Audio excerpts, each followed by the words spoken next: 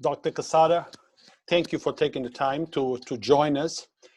First of all, I hope that you are doing well, you and your family, staying healthy, and taking it easy. I heard that you're taking this time to enjoy life and relaxing a little bit. Is that true? Relaxing. Thank you, Ru, and thank you for the opportunity to reaching your audience, Yonkers residents and citizens. I appreciate you asking about how I am doing and my family. Everyone is well, thank God. And I hope that you are well. Relaxing is not a term that I use too often. There's way too much work that needs to be done here in the Yonkers Public Schools and the city of Yonkers. So no, I am at work every single day. I'm fortunate that I can come to my office every single day and be around at the grab and go sites, supporting our team, supporting our families, and helping our students. So no, the work continues. Only school buildings are closed, but instruction is continuing. Dr. Quezada, I was just trying to break a joke. I actually know that you are working very hard. Actually, you are reinventing education, not just in Yonkers, but everywhere. We have a new way. I appreciate that. And how is that going, doctor? You know, it's going well. We are working collaboratively with the administrators, the teachers, the civil service employees, and our families and our students to be able to deliver the best instruction process.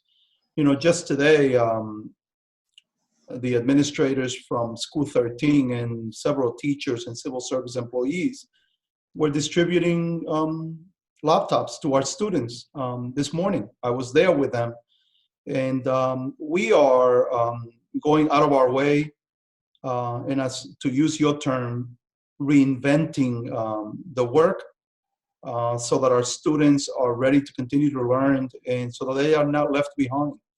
We cannot afford for COVID-19 to result in a group of students being left behind. So we are working really hard to avoid that. How many laptops were given away today? Today, I don't have the number in terms of how many were given today, but the district overall has given over 2,000 laptops to our students between laptops and iPads, and we are continuing to distribute laptops to those who need it. Dr. Quezada, I don't think that things will ever be the same again. And there is a strong possibility, according to the scientists and doctors, that we might have a second round of this pandemic. Maybe, maybe not, hopefully not, but we may. And if we do, how are we going to face the second round of this? What plans are being done to deal with this in September, if it happens? You know, you are 100% correct. The science and the doctors and the experts are telling us that there is a possibility that we will have another wave of COVID-19. I don't think it's going to be another wave. I mean, it's happening as we speak. This has not ended, and I don't believe that it's going to end in the next couple of months. However, I trust that the scientists, the doctors, and the pharmaceutical companies will eventually come up with a vaccine, and we will be back to what I will call the new normal. In terms of how are we preparing, you know, the best way to prepare for education, the new form of education, is by engaging our teachers, our administrators, our leaders in the process of planning a meaningful reentry plan. So we will be working very closely with our teachers union, with our administrators unions, with central office personnel, with our civil service staff, so that we can work collaboratively on designing what will be education in Yonkers in future years. I feel very confident that the union leaders will collaborate with the district so that together we can reinvent education for our students. Now, Dr. Quezada, I interviewed Mayor Mike Spano last week, and he said that everything is on the table. Possible layoffs, people might lose their jobs. That depends on what? Well, Ru, that depends on funding more than anything. Since I became superintendent, we have been very fiscally responsible. And every year we are left with a fund balance that allows us to close the year-to-year budget deficit that the Yonkers Public Schools experiences. And this year is a little bit different because there was no increase in foundation aid for us. So the appropriation this year were the same as last year. And as you know well, the expenses are never the same. They change from year to year for all of us. I'm sure that your expenses are going up from year to year. So the same thing happens in education.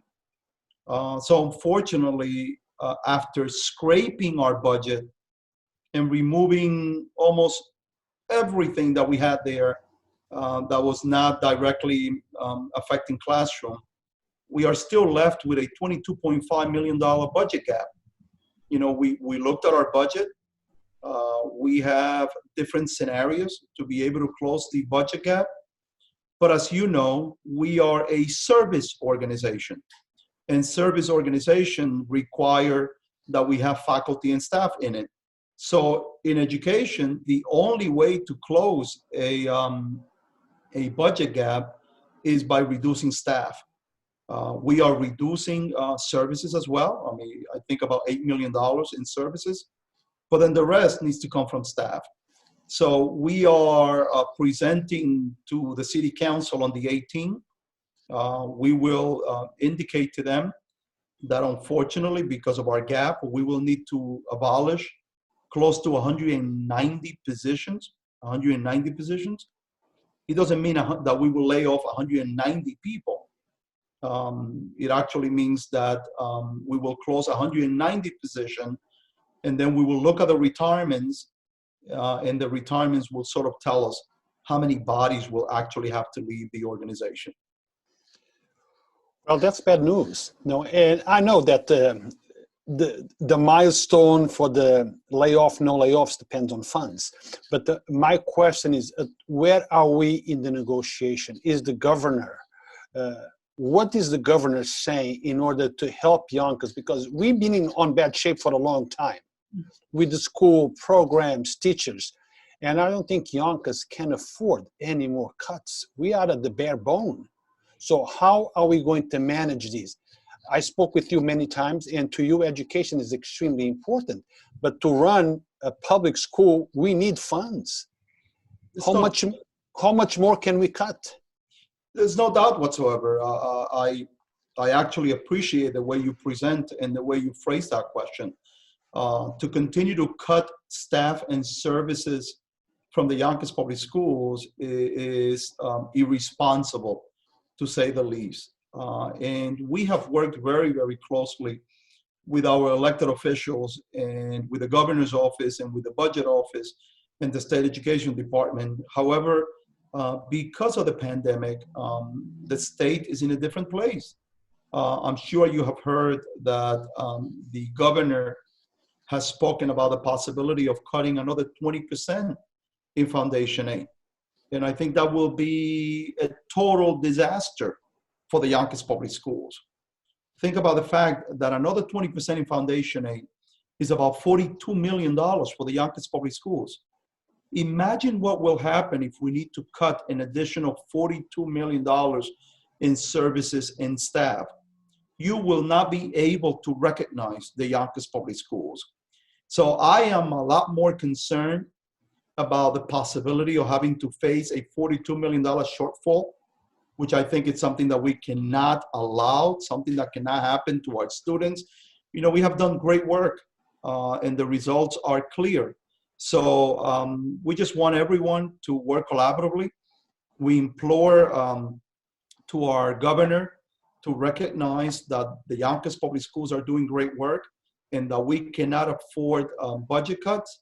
However, I can only present to the public information that I have.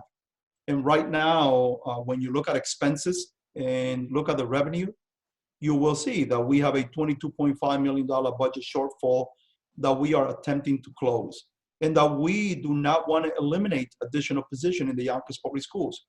However, only additional funding can result in we not having to cut more, having to cut positions. So we ask our state delegation, we ask our governor to please think of Yonkers as the negotiation continues. We will continue speaking to them. We will continue sharing information with them. And, we also hope, more than anything, that the federal government recognizes that it is extremely important that they add additional funding to New York State. It's taking too much time for them to make a decision about the fact that we do need additional funding for September. We will be finishing the year strong. We are monitoring all of our students, but we need to think about what's happening in September. So we need the federal government to come together and say, New York State has been the epicenter of the coronavirus in America. So therefore, we need to take care of New York. We need to support New York. And certainly, we need to take care of the fourth largest city in New York State, which is Yonkers. Well, Dr. Quezada, there is two things. There is a formula that, to me, does not make sense. We cannot have a good education system. We cannot love, we can love our kids because we do, but without funds, we cannot reconcile good education and a bright future. We must have both. Mm-hmm. No doubt whatsoever. Funding is essential to running an effective school district.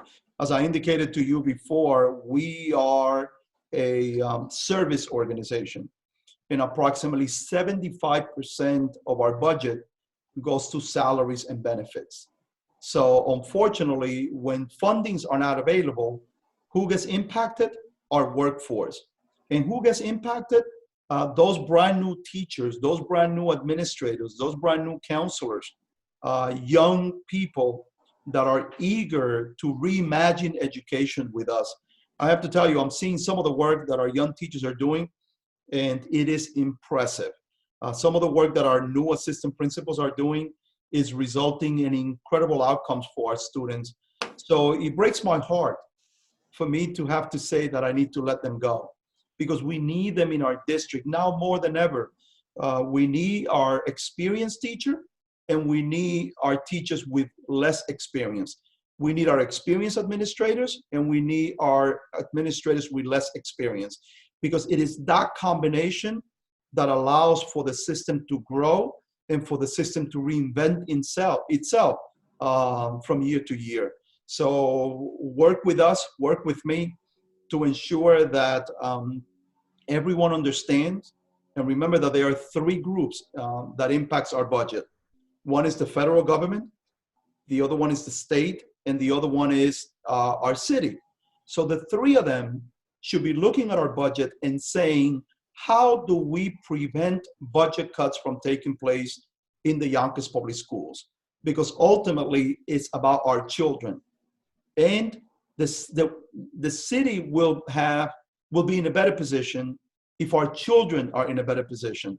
So I thank you for giving me this opportunity to express how important it is for us not to lose positions and for us not to cut additional services from the school. It's been 10 years of that, of cutting services, cutting position. When will that come to an end? I dream of that day. Now, Dr. Quezada, as you know, I'm here just as a reporter, and I have to ask questions that my audience wants to know. And I'm going to pose a question to you, and I just want to know if you have a comment on the issue, on the thing. We were told, that there was a report that you own interests on I see the smile. I know you know what's coming. You own interests business interest on a supermarket called Shop Fair in Gary Square. I looked around. I know that that is not so, but the people want to know from you. Do you care to make a comment? So, Ru, you know that I will not discuss fabricated, irresponsible journalism. You have the proof that the answer is no. Now, let's talk about what is impacting the city of Yonkers more than anything. But I will pray for those individuals who have time to engage in fabrication of stories. So I guess we should engage in things that really matter. I would agree with you. Sir, I know that you took time in between meetings to sit down with us. It's appreciated. I wish you well, you and your family. Stay healthy, and hopefully we can do this again soon. And hopefully there will not be a second round of the pandemic. And in September, we can go back as normal. Normal will never be the old normal, but kids back to school, we got the funds, and we can move Yonkers forward. Thank you, Ru, for the opportunity. I appreciate the way you approach your interviews of me and the district. It's much appreciated. Please continue to remind our families that we have 9 different sites where we are distributing breakfast and lunch. As you know, food insecurity is real in our city. So I cannot expect the children to be learning if they are hungry. So help me communicate that message to everyone. I want my young people to come to the Grab and Go sites and get breakfast and lunch so the learning continues. Thank you. So, sir, as you know, my offer still stands. Anytime you need us to communicate any kind of positive information to the people of your district, school, you can count on us. Thank you, sir. Until next time. Appreciate it. Take care. Bye-bye, sir. Bye-bye.